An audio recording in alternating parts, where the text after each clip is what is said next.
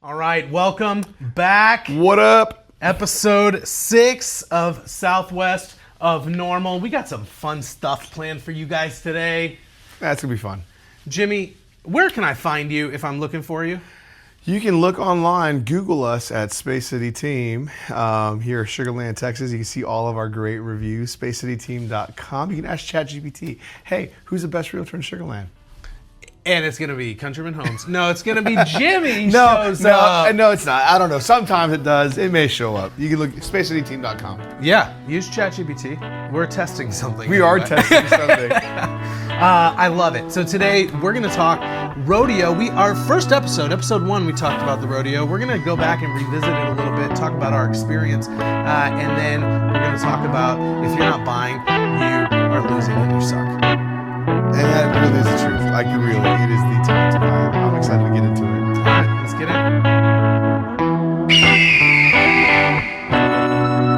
You were going to say something. What was it? No, I was going to say, I didn't know that you were at the rodeo yesterday. I was at the rodeo yesterday. You were at the rodeo yesterday. I was at the rodeo yesterday. Well, we were both there. It was a lot of fun. It was a lot of fun. It was a lot of fun. So I've never spent all day at the rodeo, for sure. Oh, did you do all day? All day. Oh, so when my kids were small, I loved going to like the farming exhibits and like looking at the baby calves being born and it's all that stuff. I think it's a blast when you have little kids. Yeah, if you go on like my Insta at Countryman Homes, then you'll see like we did the baby pigs. They were born the day before. I don't know exactly what they're called. They're not baby pigs, but whatever. What'd you eat? The baby pigs. Oh yeah. We ate the grown-up pigs. Chicharrón. No, we had Russo's. Okay. So Russo's is famous for their cotton candy bacon. I was about to say, you went to the fair to get Russo's pizza. I was like, okay, no, you went Russo's. No, different Russo's. Yeah, okay. This one's R-O-U, not R-U. Cotton candy bacon was the menu item of choice, but they have a maple glaze one that I really, really, really love. Interesting. It is thick. It is thicker than I like my women. It is so good. Yeah, rodeo food's great. You know, you got to be prepared just not even think about what you're spending. But it's great. We had Trill Burger, and that was delicious. Where was Trill Burger? In the actual rodeo arena. They had a Trill Burger. Oh. That's what we got. Okay. So we were right outside of the NRG park is where like they have the nicer restaurant types. That's where Russo's is. See, I would have totally done more carnival food because I'd love it. But my daughter just happened to go gluten-free this year, and I'm like, oh, that sucks. There's not really much you could eat in carnival. Well, you wouldn't have had dessert with us then because we had fried Oreos, fried Snickers, fried Reese's, and... Just give me a funnel cake, bro, at the rodeo. A funnel cake? Funnel cake rounded it up. Oh, man, it's so good. Surprisingly, the funnel cake was worse. Did you ride rides? No. Kind of? No. You know how they have the conveyor belt thing? Mm-hmm. So it's like, for people who don't know, it's like 30 feet up and it goes from one end to the other. Yeah. Right? But you go over the midway. So we did that.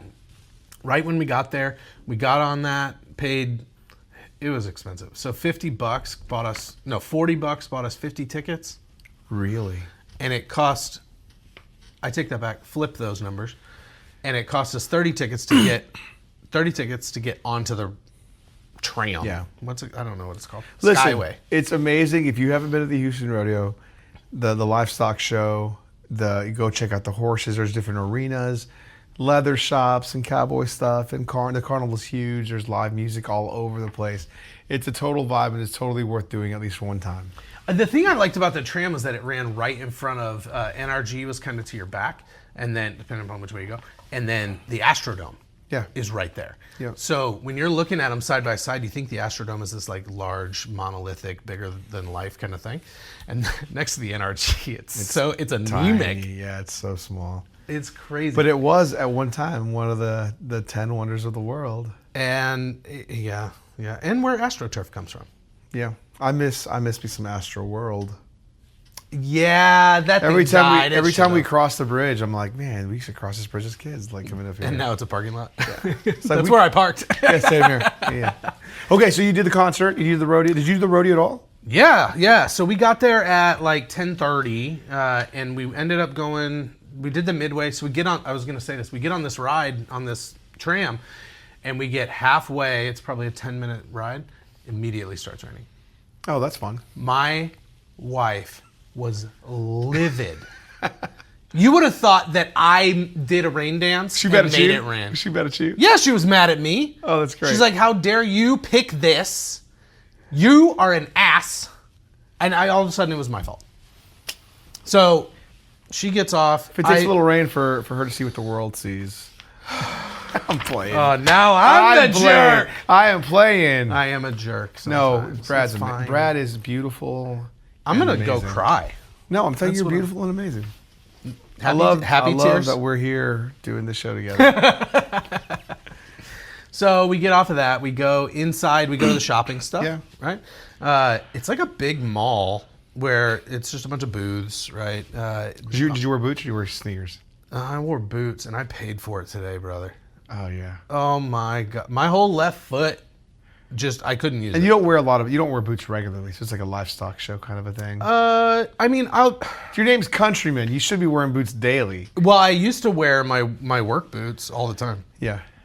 And then they slouched too far. I wore them out. Yeah. And then now I've got the same pair, Ariats, Yeah. but I just don't wear them that often. I don't have a need. I So love you some boots. now I've got these nice white shoes and these things. If See, they they're get comfortable. wet, my feet so. You know, today I wore some Dunks and they're comfortable, and I went for a walk before this episode. Those are good looking. and I dunks. never would have gone for a walk if I was wearing my boots. That's right. See, so it's keeping you healthy. It is. So it helps. Thank you, I guess. Nike. So we go through the shopping thing. Did you see anything there that you were like, I must have? Again, that's when my kids were little, so we didn't do any of that. Oh, you didn't. You didn't do any of it yesterday. We went into the rodeo, grabbed a burger, sat down, watched some bull riding, concert, left. Okay. So let me do the lead up then. So we went to the shopping thing. It's all your leather goods and your what else is there? There's robes and typical like stuff you would find at any kind of Western store, right? But then they also have like a candle person and a beef jerky person and my son wanted to go by this guy's place called Dale Brisby, I think his name is. He's like an influencer on Insta, so check him out, I guess. But he's like, he does all this like rodeo stuff. He's got his own podcast. Okay. So we went and stopped by his little shop. It's just hats and shirts. Everything is exorbitant. Everything cost an arm and a freaking leg. Is it like the DR? Worse. Way worse. Oh man. Yeah. A bottle of water was $10. Yeah. Well, I mean, I'm just saying, like when we were at the DR, like we had someone that lost their swim trunks, and it was like $160 in the resort for a pair of trunks. Okay, maybe not that bad. Yeah. Maybe not that bad. But I also wasn't buying swim trunks. It was $25 for like 3 slices of jerky.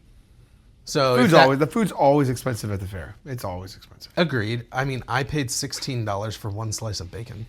My Trill Burger basket was like close to $30. Yeah, it's super expensive. Yeah. But I mean, You go there for the experience. it's you a one-time thing. and you definitely do not watch what you're spending. Or if you do, you're crying. You're not enjoying it, so you just. Or you're not enjoying it. Yeah. Kind of a deal. We came out, Midway had a bunch of games. When we were leaving, we played a few because we had 10 extra tickets to get rid of. So I negotiated with the guy, and he goes, it's $4 for one ball. It's $4 for one ball. And I go, all right, well, how about I give you all 10 tickets, and you give us 3 balls? And he goes, oh, okay, well, let's do that. So I'm like, all right, cool. I didn't win anything. They wanted this big, giant, life-size, like, Squirtle Pokemon stuff animal thing. Didn't get it because nobody cares. Yeah. Nobody cares about me or my child's happiness. Yeah. Anyway, finished shopping. We head into the rodeo. After we eat, we head into the rodeo. Tons of people. Dude, so many people. So that's also one of the reasons why I'll go into the other parts of the fair, the rodeo, that whole deal, before much earlier than the concert. But because it was a Sunday, that everything starts a little sooner, so people are there, you know. Yeah.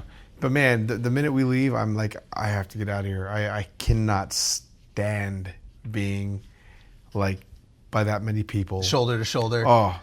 People No. touching your butt. You're Like- worried about your wallet getting picked. Some girl, she like had nachos behind me, and she like got queso. Are you for real? She bumped into me, yeah, and I'm like, It's not even good queso. I was like, what is It's that? like Rico's. Yeah, hey, Rico's has I a place. actually like Rico's. Some jalapenos. Yeah.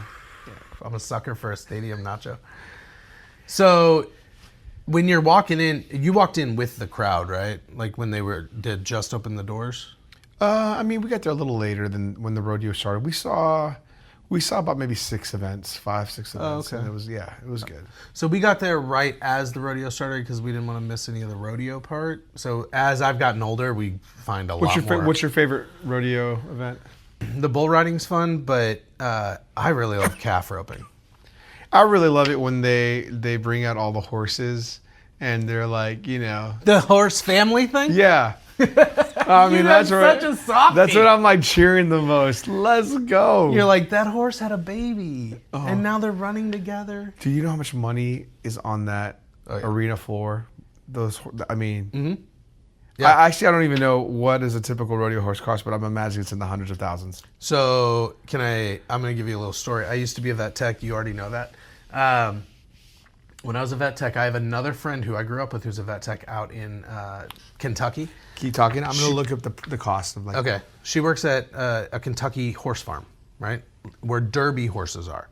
Ooh. Derby horses are like the Ferraris of the horse world, right? Just for their, how do I say this delicately? Sample, you can pay $100,000 a shot. Man, that is some serious money for $100,000 just for, it's a vial about yay big for artificial insemination. All right, folks? Yeah, boom. If it doesn't take, that was $100,000 buy. So This was years ago. That's wild. Elite PRCA or Futurity Champion horses, anywhere between $100,000 to $200,000, sometimes much more. That's crazy. That's wild. Because you can go buy a horse for like $5,000. Most rodeo horses cost $20,000 to $100,000, but elite ones can go well over $100K. So $20,000 for a horse, like a normal horse. You're like, okay. But I bet you what they had on the floor, that one stud and that one, I mean, I bet you those horses were just so much money. I would love to just stud out a horse, and that's how I make my money. You know what I mean? Yeah. Just have a nice horse that you just, here, pay me $200,000, you can let it run. What are you naming the horse? BDE.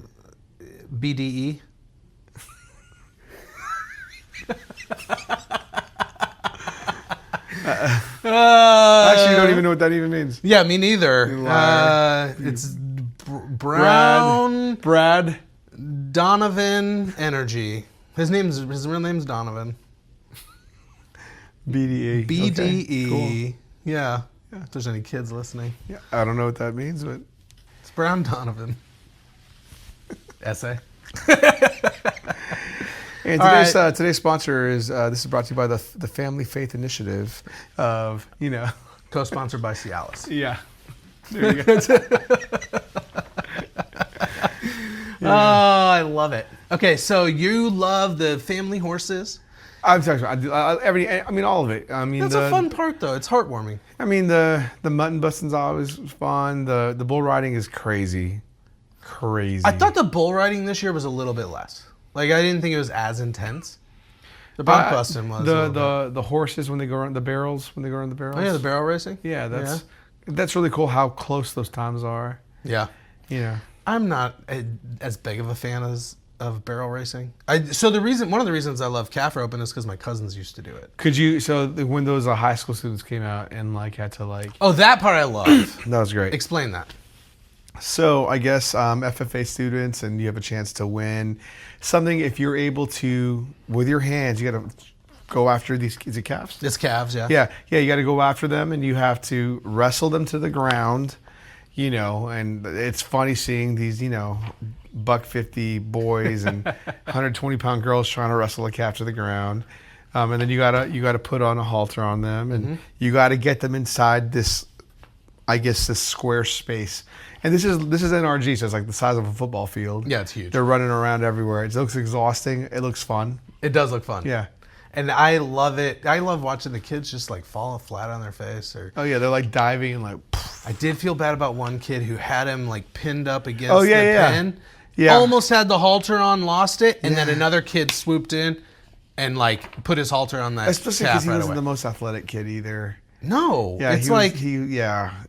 And then there was the one girl that was like laying down with the calf like this for like 5 minutes. she, But then she finally she got was it on her back holding this calf's head. And then she finally got it on, and like you have to pull the calf in the square, and they showed close-ups of like the calf's foot and the white line. And like, it was just like would not an inch. move. Yeah, It was so good. it was great. That was so much fun. So I love the rodeo part. Yeah. That part I love a lot. You missed it, but in the very beginning, they always do this like military appreciation. Oh, yeah.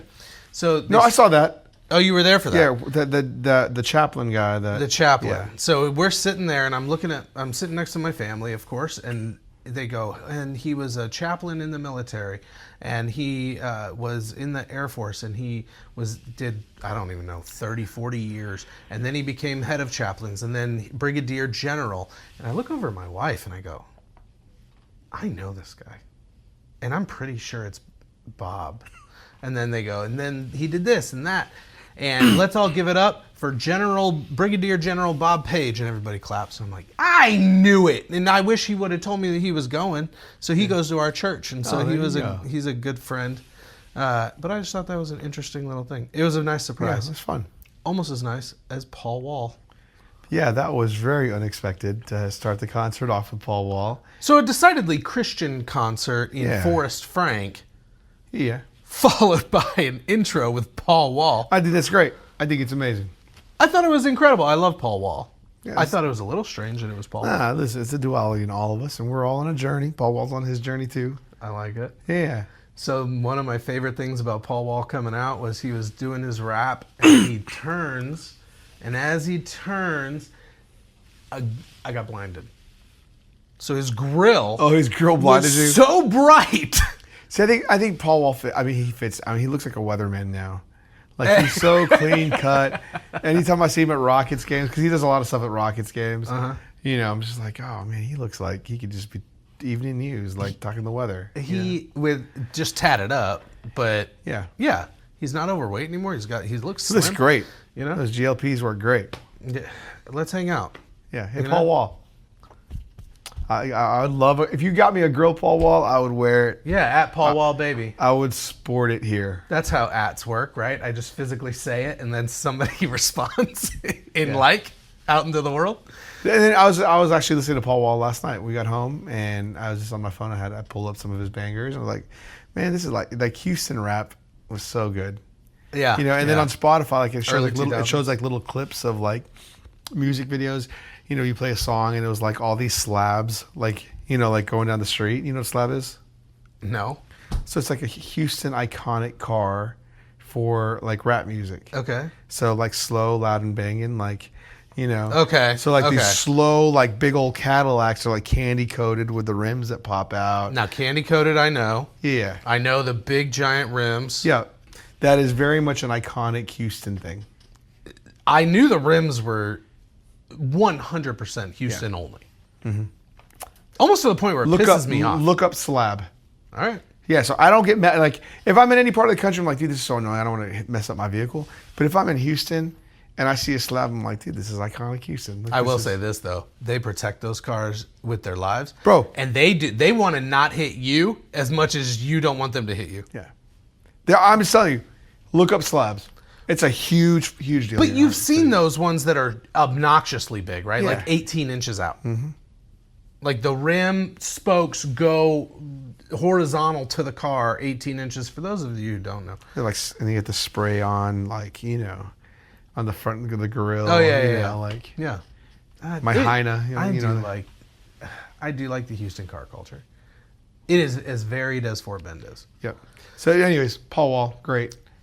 I thought it was a great Fantastic. intro. It was a good start, and then he goes into like talking about, I guess his grandfather was like involved with like Billy Graham Crusades. Yeah. So Neil You know, Frank. Yeah. I had no idea. So yeah, I was talking to my kids about that. We were talking about that, but it was cool. Like, it was what I appreciated. It was cool. I've been to several concerts, at NRG, and this was the first time that I had seen so many kids, like little kids, and that were so stoked, you know. And so it was like just crossing maybe a little bit of like a generational barrier. You know, a lot of people from our office were there, which was really cool to see. That's cool. And just like they took their kids, and you know, it's just because it's fun, upbeat music that's clean and safe. And then if you're coming from a faith perspective, like it leans that way. Yeah. I was also really happy to like. I think I actually really feel like, you know, Forrest Frank is pretty genuine in like. I got that 100%. Like that whole concert, I felt was genuine. And he had turned down they were wanting him to do like the Turning Point thing. He said no. Oh, good for him. Yeah. And so I was like, okay. Like, I mean, he's like, and the reason being is like, I want this all to be either about Jesus. That's it. Yeah. Well, that was his opening statement too. Yeah. He goes, hi, it doesn't matter what my name is. Yeah. So there's sometimes like Christian music, it annoys me because I used to work in that industry. Yeah. And it's just like the heart's not really in it, and it's just literally a way to make a buck. Mm-hmm. I don't get that sense from, you know. That's why I don't listen to Christian music. Yeah. Hillsong. Sorry, I had to clear my throat. Oh, what'd you say? Nothing. I don't like Christian music because it's in your face, and it's very much like you need to do this and believe in this. And well, I mean, the most part, I also struggle with the word Christian music. Okay, yeah. Because it's like the only genre of music that we're determining a genre based on lyrics. Like you don't do that for anything else. It's tango, it's jazz, it's blues, it's rock, it's techno. I do it with gangsta rap though. I mean, but even that, you know what I mean? But like Christian music is defined by lyrics. And I actually feel like what makes something Christian and non-Christian. And so like that is the, you know. Creed. Oh my God. Now that you bring it up. I actually feel like music in general, so like there's a scripture that talks about like whatever's good or whatever's profitable, whatever's whatever, think about these things. And so like I think like if it could be a country song, man, that like stirs my, you know, heart up in the right way. Like I think that could be labeled as that. No, I get you. You know what I mean? Yeah, no, I like that. And I understand your point. Going back to Forrest Frank, I think that he is genuine. I think that was a very, very genuine concert. And you don't get that at a lot of places. Sometimes you feel like they don't want to be there. Yeah. And especially at the rodeo. Like I've seen Blake Shelton. I've seen Brad Paisley. Brad Paisley looked like he was drunk. He still put on a great concert, but he looked disheveled. I love Brad Paisley. He still worked the crowd. This was a better concert. I saw John Legend at the rodeo, and I was with one of my former students, and a fight broke out right next to us. So at a John Legend concert? It was like the funniest thing.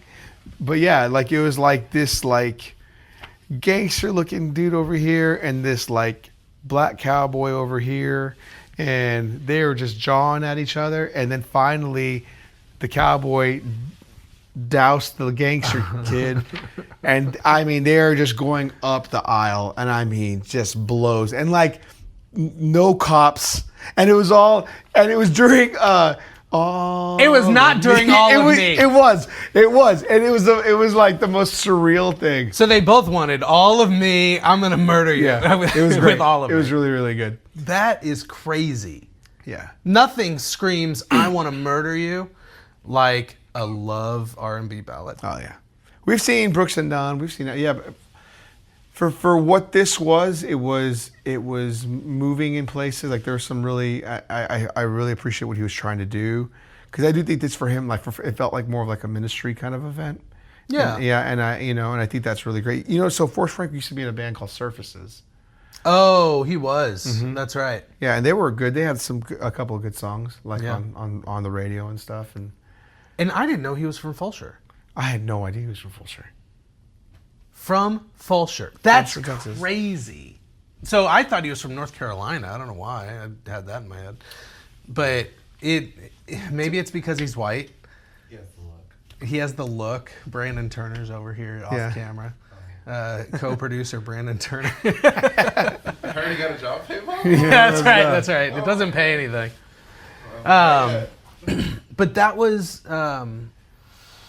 It was great. It was almost like a hometown boy kind of vibe. He seemed to really enjoy it. I really loved the concert. It seemed very peaceful for everybody that was in attendance.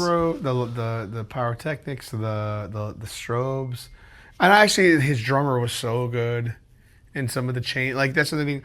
I'm not a fan of his singing voice, like at all, but I am a fan of his like. It is like a little nasally. His rap singing is great, but his band and like the catchiness of like, I mean, honestly, it's one of those concerts I went to that I knew like 80% of the songs because the majority of his music is really, really catchy and really, really singable. 100%. Yeah. So like that was nice because like a lot of times I'll go to concerts and I'll know like the hits 5 out of the 15 songs, that they play.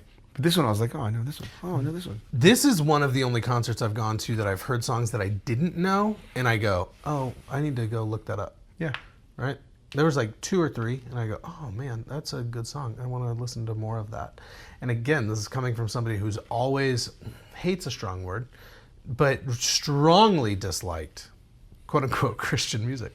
Yeah. So when I get into, Forrest Frank, though, he makes it so accessible. It's so easy. I don't necessarily. It's more the music. It's a style of what he's doing. I don't necessarily say Christian or non-Christian. I think, all right, well, let's take that label out, but it's still accessible. It's accessible and it has a good like every. It's hard to not like. Sometimes I'm like, I don't want to be this chipper, Yeah. But it's hard not to listen to like. I'm gonna have a good day, and like not be like, you know what, I am gonna have a good day. Or I was down, but now I'm up. Yeah. Like these are all like these catchy lines that super good. That are just it's just fun. It's just fun. I love it. So it ends. The Midway is open until midnight, so you can go and do whatever you want. Go get you some more food. Go do all of the rides and games and let them suck money out of you. But the concert is really why most people go, and I would say that probably half of them leave at that time. This was the highest attended. Yeah, 70,770. The 777. I still think that number is sus. 70,770.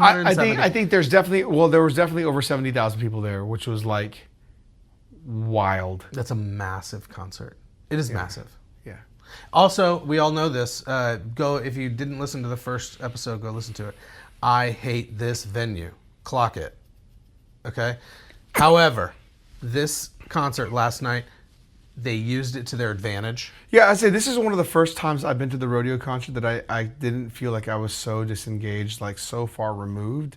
Now, we had really good seats. Thank you to my buddy Howard out there hooking us up. So did we, by the way. Thank you to Kevin Davidson over at Stewart Title. Yeah. But I think it's part of it. He's one of the first artists I think that I've seen that like got on the rodeo, floor and was like, is walking and shaking hands and like, which is pretty cool. Which is like, it was engaging, and again, all these kids singing the songs are infectious, and but then like so are all these like older people that just knew his music, which was like so it was good. It was good. I'd recommend it. It was great. Obviously, everyone was surrounded by families. I had this little family right in front of me. It was like maybe 5 of them. It was a mom and a dad and like 3 little girls.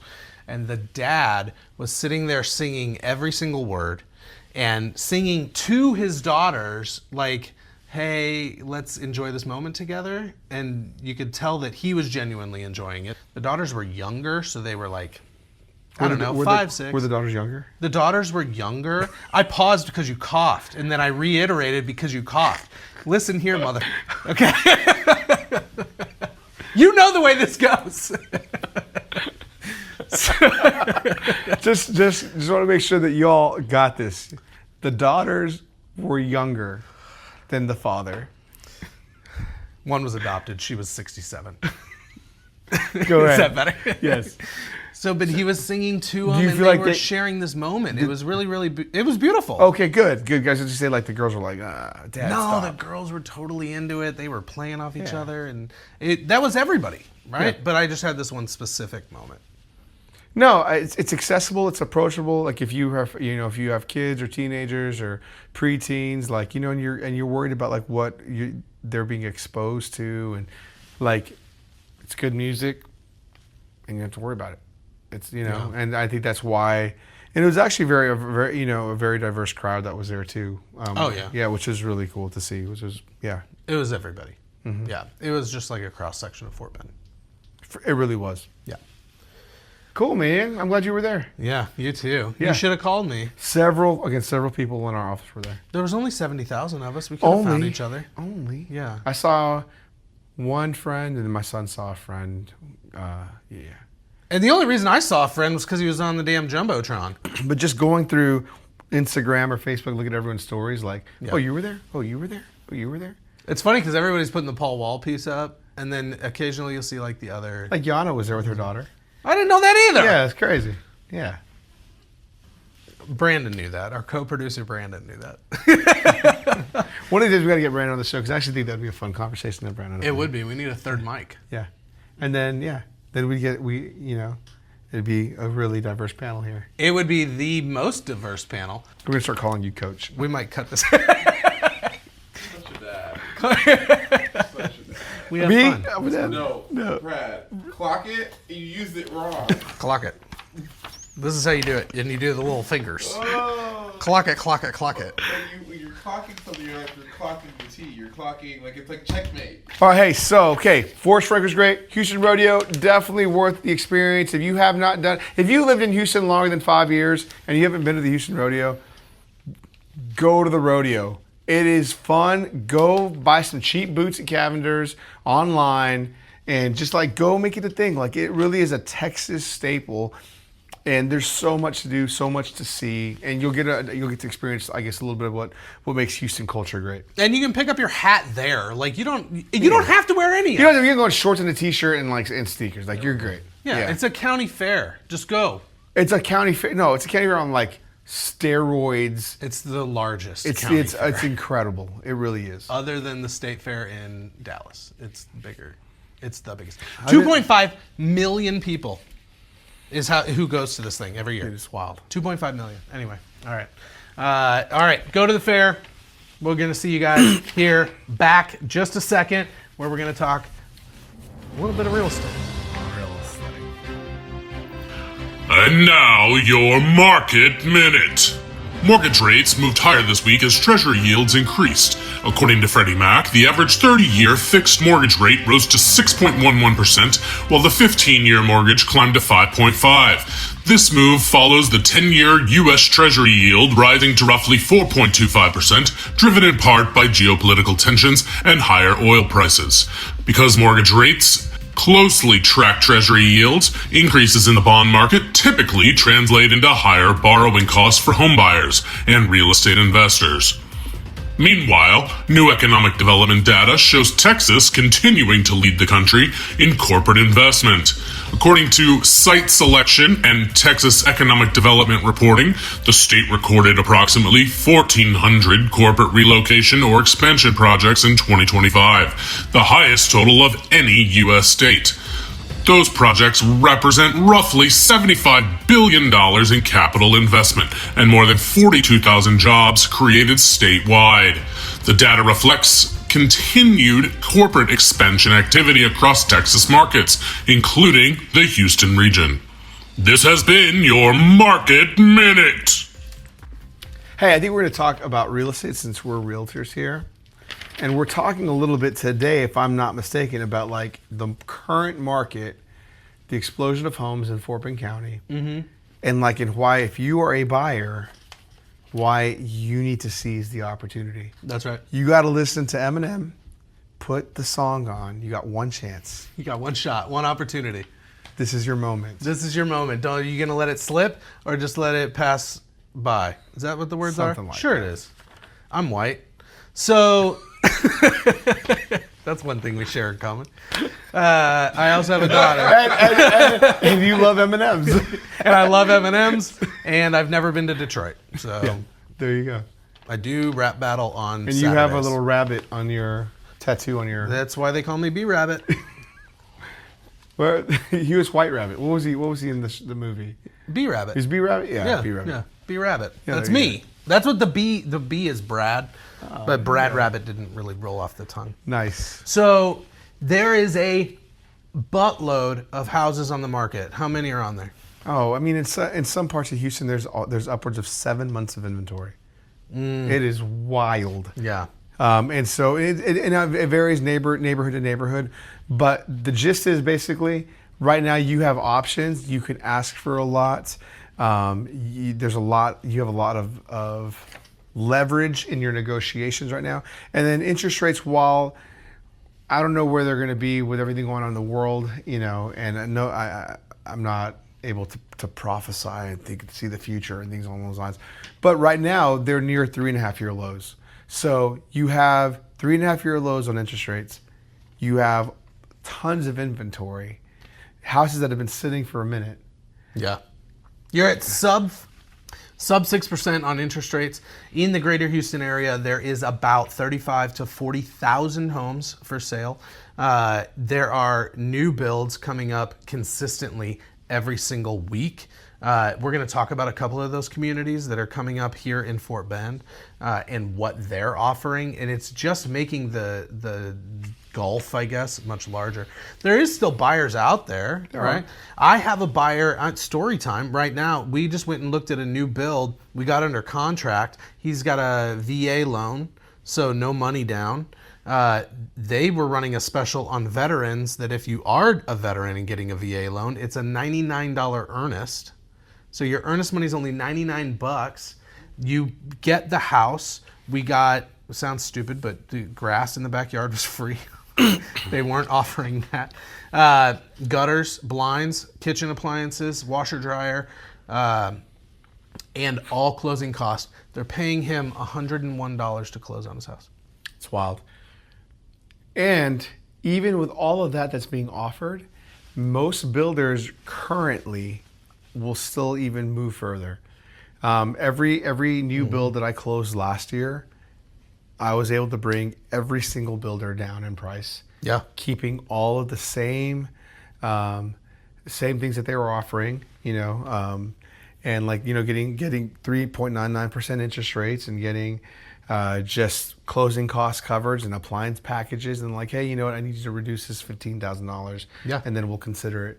Because for the reality is a lot of the builders right now in this particular market with the amount of inventory and everything, the uncertainty that I think people are feeling, they're really just it's not so much make a ton of money. It's how do we break even, maybe have a little bit of a profit in these years and just keep going to the next, wait for everything to adjust. So if you're a buyer and you've been sitting on the fence, get your ass off the fence. Seriously. I don't know what the conditions are going to be like in 2-3 years. We all remember what it was like 4 years ago where people spent a ton of money over asking prices. And we have all these people that are upside down in houses because they bought at the wrong time. It's a great opportunity. I 100% agree with that. I would also say that was a great opportunity for those people, not the ones that ended up upside down, but they ended up with the 3%. Oh, yeah. And they paid maybe say 30, 40, 50,000 over asking, right? But in that year after that, they gained 100,000 in equity. Right? So it sounds so cliche. I'm taking my glasses off. It sounds so cliche, and it makes me so upset when people can't realize the amazing opportunity that is right in front of their face. Okay, this is huge. Okay, you're able to get prices down where you want them. The interest rate is the interest rate. Honestly, you're going to refi if you want to refi, and you're not if you're not. We're not at 18% where it was in the 80s and the 90s, okay? So looking at it at a sub 6, getting into a $350,000 house that a year ago cost $425 or $400. This is on a resale. Yeah. Right? Because the sellers are marking it down because they're coming out of a previous market as well, where they go, well, it hasn't sold in 3 months, I'm screwed. Mm-hmm. So they're going, let's panic. Let's market, right? Yep. Or I'm up against a wall. I'm upside down. I need to get rid of this thing, right? The buyer's agents out there, you need to be asking for a seller concession. You need to be asking for closing costs via the seller concession.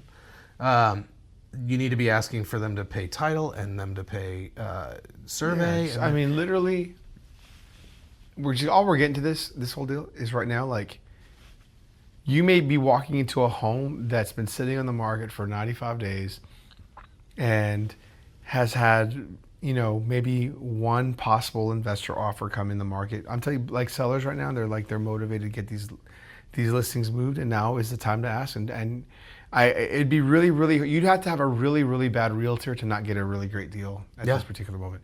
And if you have a really good realtor, hence Brad, Brandon, James. Whatever, myself, you could really capitalize on this particular moment.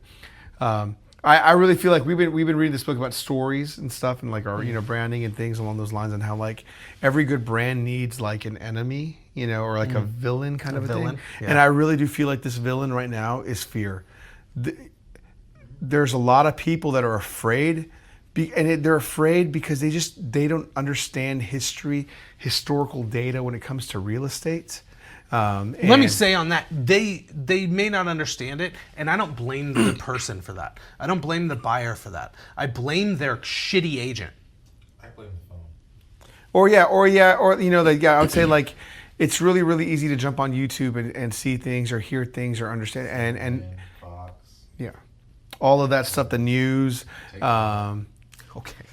All right, we get it. You're not on a mic, so they can't hear you. Okay. Hey, you want me to take his thing? What? Yeah, so like the media. Oh yeah, so like it's really easy to see all these outlets, these news outlets, and hear everything that's kind of going on in the world and things along those lines, and inflation, and it's so easy to get just caught up in the noise. There's so much noise in this world, which then leads to anxiety. Like, we're the most anxious generation, in like probably like the history of like modern society. We're the most, everyone's in therapy, everyone's anxious. Literally, like these are things that we're dealing with just as a whole, as a culture. You have all of this noise, and it's just hard just to see just reason and data and factual information for what it is. And there's a lot of agents out there that are going to try to sell you even in bad times, but then there's a lot of really good agents and good people that are out there that just listen. People that have money right now are buying. Investors are buying. The deal that I'm closing today is an investor deal. Why? Because you're capitalizing on this market and they're getting a great deal on a particular home. Why not you, first-time home buyer? Why aren't you doing it? For sure. I mean, the first-time home buyers definitely need to be coming out. This 40-year-old first-time home buyer, I think if the younger generation, if those young millennials, I guess, would see the opportunity, right? And I just think that they're historically spending all of their time, this is kind of a blanket statement, but they're spending a lot of time online, hearing what the world tells them rather than moving forward with somebody who is knowledgeable in the market in general, right? And I'd also argue this too. Like, I think there's also, like, I think when we grew up, it was like goal number one, outside of maybe getting married and, if you were trying to build a life, is like you wanted to own a home. Like, I remember like thinking like, man, if I could just like get to a place in music, I was a musician, like where I could just have a house, I'd feel so fulfilled. And I actually feel like this generation, a lot of people feel are like they're not seeing it as like a great investment as like our generation did. And I'm here to tell you all, year after year, appreciation continues to rise over the last 20, 30 years. Equity is happening. My wife and I, we were so month to month when we were early in our marriage. And the thing that helped us like get over hills and humps was we would buy a house, we would sit it, we'd fix it up a little bit, we would rent it out for a little bit, we'd sell it, we'd do it. We did like 4 or 5 times in our 20-year marriage. And that's like genius. We were able to build some build a life that I wouldn't have been able to do that if I was renting. And there's like tax write-offs, there's all these benefits. And so like stop listening, or you can listen to your investor Instagram guru, but I'm just telling you, there's a lot of people out there with a lot of wisdom out there. And it's really hard to get past that. Dirt is a great investment. You hold on to. I watch a lot of TikTok and a lot of YouTube shorts. I'm on shorts almost all the time. And my least favorite thing that I hear, and it's influencer after financial advisor, is now is the best time to rent. You should be renting, millennial. You should be renting 60-year-old. You should be renting 80-year-old, 20-year-old. It doesn't matter. They just keep pushing this rent dialogue. And I'm sitting there trying to figure out why they keep pushing it. They're pushing it and pushing it and pushing it. And it dawned on me. They're the millionaires. They own the buildings. So if I'm owning the building, hell yes, I'm going to tell you to rent. Yeah. Of course I'm going to tell you to rent. However, it is not in your best interest to rent, even if you get in at a base price of, let's say, $2,000 a month. That is $24,000 at the end of that year that, one, you'll never see back. That's $24,000 gone. Two, 2 years is $48,000, almost $50,000 a year. Almost $50,000 total, right? And let's say you do 2 years, almost $50K. $50K is gone, it's out of your pocket. Great, you can make more money. You know what you can't do is get 2 years of your life back. And that's what you did. And that's what they talked you into doing, was wasting your money, but more than that, wasting your time. And that's why we're at 40 years old for a first-time home buyer. And I'd argue this too. Like, there are seasons in life where renting makes the most sense. Like, no one's denying that. Like, if you're moving to a city, you're trying to get a feel for the land. If you are really, really, really, really, up against it month to month, and like you have very little leeway, and you're really on fixed expense, and you're just trying to grow. Like, I completely understand some of these scenarios, but like if you're mildly, with a little bit of savings in your account, and you're able to live, and you're able to do, buy a home, y'all. And again, like I bought a house in the Rio Grande Valley. We bought it I want to say we got it in August. It was August, and then I got a job offer here in Houston in November. So we only lived in there like 4 months. And it's like, what are we going to do? Well, dude, I just ended up renting it out. I rented it out for 10 plus years. And it was such a lifesaver for me. Explain it how it was a lifesaver, though. So it was a lifesaver in this regard. So my wife and I weren't making a lot of money. And so it wasn't like we were making a lot of money in the rental month to month. In fact, we were just breaking even, right? And it would cover the expenses. And occasionally we had to, we had some things that hit, like we had a hurricane one year. There's things that we had to repair and things along that. And that was annoying. And that at the moment, it felt like it was like a vacuum sound on my wallet, like that kind of a deal. But in the reality, it was very small. And when we had kids, and when my wife wanted to leave teaching for a period of time to stay at home, go back to school, be with our son, be with our children, I was like, we can do it. We'll make it work. And the way we made it work was we offloaded that property. And we took that money, and we were able to get her back into school without having to pay a dime in student debt. And we were able to make it work on one salary. So you're saying that when you had that property, you were only in it for 4 months, you had to move, then you decided to rent it out. That money, while not supplementing income, was paying equity into that house. Yep. Right? So that when you needed it, it was like a piggy bank. Yeah. You were having the renters pay money into the piggy bank, right? Then when it came time to break open that piggy bank, which there always is going to be a time, then you sold it. Now your wife can relax a little. Mm-hmm. You can relax a little, knowing that there is this pillowy bed of money that you can now use to live on. Now, the other thing I heard here was that not all landlords are multimillionaires. No, not at all. Majority of them aren't. Majority of people are like working class. We're working. We have, like, my grandpa. He had a little rental. He bought the house 2 houses down from him. He owned a mechanic shop, but he rented that house out for quite a long time. And like what happened with me is like, again, we weren't making money month to month, but what was happening, I was paying down my mortgage in 10 years and then it appreciated. And so that divided, like it was called equity. We got more of that in those 10 years of time because of just, and I wouldn't have been able to do that, y'all. Like we couldn't have done that running out.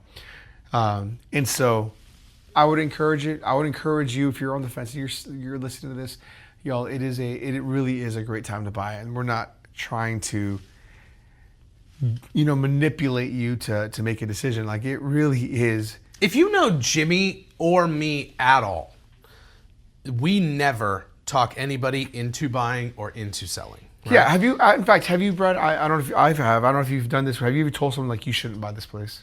Yeah. I've walked into a place and I literally go, this is not a good house and I don't think you should get this. I agree. Here's the problem with that particular situation. They go, really? Because I really was thinking I love it. And I had to eat crow. I still don't think it was a good decision. We ended up not going with that house, right? But yeah, I've told people not to. I've also told people that they should rent. Mm-hmm. Now is a good time for you to rent, right? This next year, let's rent. Let's put a plan in place where you can build up some down payment money. Yeah. And then let's look at buying next year or the year after. But we do not need to be buying right now in your financial situation. And I'd say this too. Like I've had, because I work with a lot of first time home buyers, and I've told them that they're renting, and you're some people are like, oh, we really want to get into this nicer apartment. I'm like, dude, no. Like if you're renting right now, minimize your payments. Find a cheaper apartment. Find a cheaper place to live. Like rent with a purpose. Yeah. You know? And so I would encourage you, like if you're on these boats and you're thinking about renting with a purpose is not your forever home.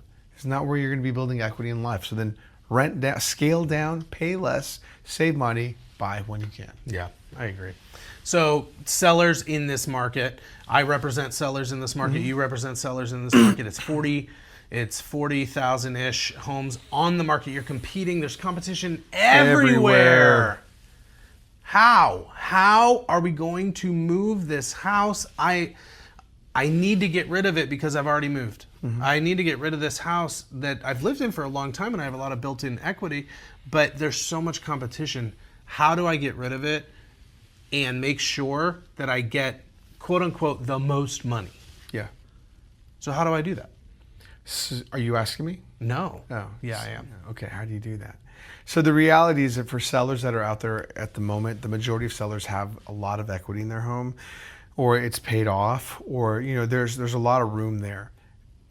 Making the most amount of money is definitely a top reason why you should sell, or things along those lines. But there are other motivations other than just the bottom line. For example, you have an elderly, like my mom right now, she's getting older. She has a property down in the Rio Grande Valley. Your elderly mother. Yeah, I hope she doesn't listen. Upper, in her mid 70s, going to be 80 before we know it. Mm-hmm. She has a rental home. She has a home in the valley. And I was like, Mom, you're here by yourself. There's no reason for you to have this property. Right. And so she should rent. So we're selling, right? And the house is paid off. There's a house down the street that's maybe listed $30,000-$40,000 higher than my mom's is. My mom's house is paid off. Yeah. And it's more of a lifestyle kind of a decision. So we're just wanting to move the property, so we priced it well. Mm-hmm. If you price a home well, people are looking, buyers are entering the market, they're still moving. I had 4 or 5 showings last week on a property, here in Southwest Houston.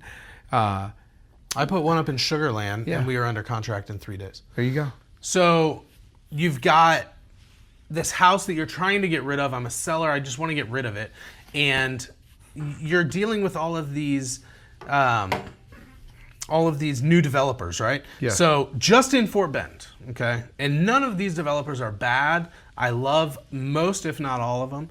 But they're going to bring a lot of homes to market, right? And as a seller, you're going to have to combat that in some way.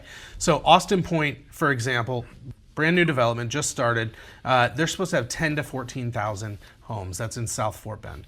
Wow. You've got Rye Hill, which is a Del Webb piece. That's part of it's Del Webb, not all of it. Not all of it. Part of it is Del Webb. It's going to be Pulte and I know this. it's 2 words.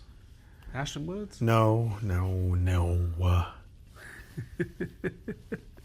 I actually have one of my closings last year. He's a builder for him. Well, let's go back then. Rye Hill, which is going to be basically 2 developers, one of which is going to be a 55-plus community. Yep. They're planning on having 2,300 to 2,500 homes on just the Rye Hill. And Taylor Morrison's going to be there. Taylor Morrison Yes, and Pulte. Pulte. Yeah. So that's 2. They're right next to each other. Then you have the George, which is right next to that. These are all South Fort Bend-ish, South Richmond for sure, is a Johnson development. They're going to have about 4,000 homes. All of these are going to be master planned, quote unquote. So new schools, new shopping centers, new commercial. Evergrove is one that I just heard about yesterday, which is a Toll Brothers going up north of Foster High School. I don't even know if you know about this. No. They just announced it. I've sold several out in that general area. So actually was one of my highest areas last year. Really? Was being So like that 723 area? There's that park out there with like frisbee golf. I can't think of yeah. But it's great. Right there is another one that's going to go in. They are planning, they didn't have any actual numbers, but 60-foot lots. Yeah, Rosenberg Throughout. and Needville. Fulcher's already happening, but y'all just buckle up because it is going to be just so much growth. You want to know how to truly combat, if you're a seller right now, to truly combat these people, to the new builds, right? Because here's what the buyer wants right now. They want a brand new house and they want it for pennies. Okay? That's what makes the resale portion so difficult for my sellers at least. So it comes down to 3 things. It's location, it's condition, or it's price. Okay? You can't touch the location. You're not going to pick it up and fly it out over to New York or LA, right? Where I'm going to get millions. So we can't touch that, but we can do the condition and we can do the price. So you're either going to fix it up and you're going to remodel it, or in most cases it's a remodel because that's what people are looking for. I want brand new, right? Or you're going to have a price adjustment, let's call it. So how do you combat the new builds? New builds right now, all of these that we just talked about, very, very few are starting in the 300s. They're almost all, not all, almost all starting in the 4s. So and that's the thing. So if you're a seller near these areas, there are some advantages, right? It's like taxes, the amount of taxes being paid. Yours can only be going up, per year a certain amount, while a lot of the new construction homes are going to be taxed at $400,000+ right off the bat. And a lot of them are going to be having these like 3.1, 3.2, tax rates. And if like you're in Great Wood, for say, or if you're like in, Bondbrook Plantation, you're in the mid 2s, right? And so like there's some pros. So, there's a lot of people also that maybe prefer being in a neighborhood that is not construction stuff going around. He's more established. You already kind of know what it is, what it's going to be like, what it's turned into. I've seen a lot more buyers come out and they're like, hey, I want an established neighborhood, right? I don't want a new neighborhood, which is great, right? I think I put it to people like this when I have a new buyer, I ask them one question: do you want a new build or do you want pre-existing, right? Those aren't necessarily mutually exclusive, but they go, what's the difference? Most of the time I just say, well, if you buy a new build, it's brand new. And if you buy a pre-existing, nobody farted on your carpet. The other thing is on the new side, I will give this advice to buyers when we're having this conversation. I'll ask them, do you think you're going to be in this house longer than 5 years or longer than the estimated completion date that the builders have for that property? And if they say no, we might actually move in 2 or 3 years, then at that point I'd be like, I actually feel like you should move away from new construction, being in a more established neighborhood, because it's going to be easier to offsell, get your house sold without the competition of the lower rates and the new houses and things along those lines. If you're buying a new construction because it's cheap right now, but you're planning on selling it in 2 years, I think it's a pretty big mistake, to be honest. There's very few times I've actually seen that work where sellers didn't have to go to the table because they were upside down. I would actually take that a step further, and I would encourage that purchase, but I would also encourage them not to sell in 2 years, 5 years. Yeah. I would say turn that into a rental. Yeah. Right? Because it's a brand new neighborhood. Everyone is still wanting to get into it. When it's completed, people are still wanting to get in, and now maybe even more than ever, because it's completed, they're not able to. Yep. So it has that FOMO, especially with things like the George, which is the new Johnson development, right? It's the new darling, okay? Everybody is talking about Austin Point, and it also a new darling, right? There are other ones that people don't necessarily care whether they're in or not, but when you have those and they get completely built out, one, your home price goes up, and then two, you're able to rent it out because people want in. I think that's a huge piece that you can't forget about. Now, if you're not in a position to purchase one now and one in 5 years, that's okay, right? Yeah. But then, follow your lead. Lean on your expert. Yeah, and that's what we're here. Like, we're here to give you unbiased advice, just opinions. Like, I'm not here to make a decision for you. I'm here just to give you the facts and just let you know, like, hey, this is typically what we see in a neighborhood, typically what we see in resale. Even if someone was just looking for a 3-bedroom home, but they can afford a 4-bedroom, a lot of times I'll recommend, if you can get a 4, get the 4, just because when it's time to sell, it's going to be a little bit easier. You'll have a bigger buyer pool than in a 3. We'll have these conversations like that. So Brad's great at just bouncing off, questions too, and he'll answer them and be truthful. And I love problem solving. So if I have anybody, and most everybody has this, right? I want to be that guide, and more than that, combined, even singly, we have a vast amount of knowledge in order to lend to our people, right? And I treat everybody as if they're family, and so I'm not going to let them fall through the cracks if I can do anything at all to help that. Right. And yes, and this is what we're here for. Like, my biggest flex last year was when we closed. I got a text a week ago from a young couple that they were in a rental and they didn't have a ton. It was a dream to own a home. They didn't think that they were going to be able to do it, but we tried to get creative and we, looked at different builders, Lennar, D.R. Horton, just like different builders that were offering crazy incentives. We found them a home. They skirted in on the pre-approval, but they made it work. They made changes in their own lives financially, and one of them may have sold a truck or something. But he sent me a text. They have a kid now, and it's like, we never would have made this decision to to buy a house if it wasn't for you helping us maneuver and I was like, oh, that's really, really meaningful, that they have found a place where memories are being made and they've enjoyed their home and it's theirs, and it's theirs. It's theirs. And they're building that equity, and whether they know it or not, because you don't really go, oh, I'm making the mortgage payment today, I'm building equity. What you do is you look back when you're thinking about moving and you go, I wonder how much money I have in this house. Right? Yeah.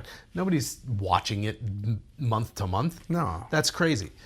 But you get those moments where the family is finally secure. Yeah.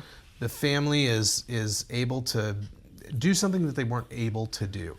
I had one last year, a little brag moment where both sides of their family, nobody had owned a home ever.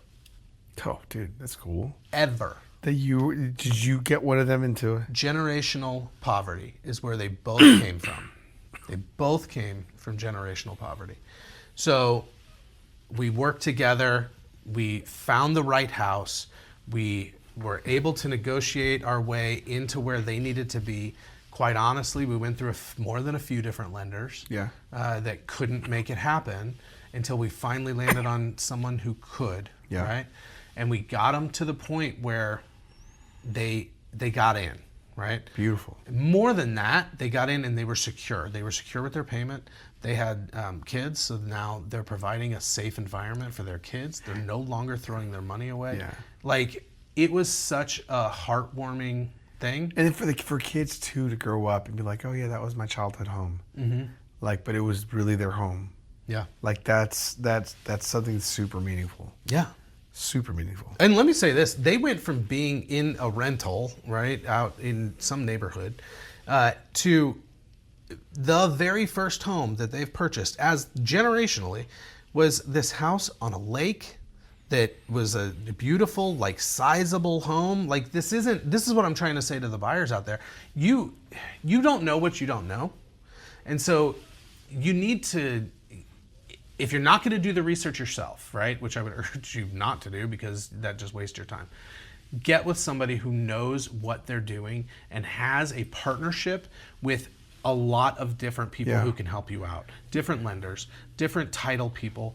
If you need it, different credit repair people. I've worked with them before as well, that are able to walk you through not just buying a home. We're not just opening doors. And y'all, this is the time too that I mean, I get that you may have altruistic motives and you wanna work with a family member who has a real estate license, or my Uncle Tony, he's a realtor, he can help me find a house. Like, this is not the time for that. This is really the time to get with skilled agents that know the market, that are moving properties, that are selling and buying, that have a reputation. Look at reviews, look at people, ask questions, make sure that they're knowledgeable, because the reality is, if you're not going with someone that knows what they're doing and you're buying, you are 9 times out of 10 leaving a substantial amount of money on the table. And so just encourage you, there's a lot of great agents. Brandon and I think we're one of two of the many great agents in our office, KW Southwest. But there's a lot of them. But there's also a lot of them that aren't very good, and a lot of them that we're honestly, like, it's not the time to be testing waters. Rolling the dice. Yeah. Yeah. And if this was a different market, I would say, yeah, go for it. Yeah. And I don't get hurt when people want to use their family, right? I don't either. Because when I started, if I didn't get a leg up somehow, then I wouldn't have gotten started. Right? No, absolutely. It's just I've been now on the side of transactions where I've seen bad agents cost their clients quite a bit of money. Oh, I had one not put in an option period. Losing earnest money, just and not on top of their dates, and just and like, that's a good point. Like, if they're not paying attention to the contract and those dates, and like knowing the contract, like, that's a big deal. Knowing builder contracts too, like knowing what to look for in builder contracts, or like, even reading it. Yeah, because so many don't. No, absolutely. Because this is something that most people should know. Builder contracts are written to protect the builder. The builder. It ain't you. The builder is the only one who cares about that contract because it's 100% written for them. Mm-hmm. There are spots in there that we can play with, and you should, and you can negotiate, because this is real estate. You can negotiate everything. So one of the reasons I love my job. However, I think that if you're even thinking about investing or buying for yourself, this is absolutely the time to do it. Yeah. If you're selling, or you need to sell, or you want to sell, right? Then that is when you need to partner up and make sure that person you're partnering up with is very knowledgeable and knows what they're doing. I also know that you may not know if they don't know. Yeah, that's where you can look up reviews. You can look. There's ways to find out. Look at Hards. Look at their track. What did they sell last year? What did they? That's a what good did they way. close? There's ways that you can kind of look at all that. So, if you're afraid, don't be. Fear is a horrible motivator for anything. Like, doing something because you're afraid is never. It really, honestly, very rarely ever turns out really, really well. I would flip that and say that the fear is probably the thing telling you should do it. Right? Maybe not for everything. Yeah, right? Okay. Don't jump off of the Jeep in the savannah just to chase the lion because you're afraid of it. Yeah. Right? But most of the time, if you're afraid of something, it's what's on the other side that the growth comes from. Yeah, I guess what I'm saying is, like, fear keeping you from taking a risk, fear keeping you from, parenting a certain way. What really needs to determine that, like, what's a smarter choice, is looking at data, looking at history, looking at analytics and stuff, talking to people that you can trust, that know what they're talking about. Gather the information and then make a educated decision as opposed to an emotional one. So, yeah, I agree. Well, I hope you gathered something from this today. Paul Wall, let's go. Paul Wall, baby. Forrest Frank was great. Go to the Houston Rodeo. Check us out online. Go to my Insta. Everything is at Countryman Homes. You can check out everything. City Team. Space City Team online. We've got TikToks. We've got Instagrams and Facebooks and all of the things. Oh, you got a talk tick? I got a talk tick. Yeah. That's where all these clips go. I don't have a talk tick. That's where all of these clips go from the podcast. So if I get a talk tick, I'll be able to see these clips? If you get a talk tick, it's got to be a big talk tick. Join us. Go to countrymancan.com. Go to Space City Team. Don't sound so exciting. Go to spacecityteam.com. We'll talk to you guys next week.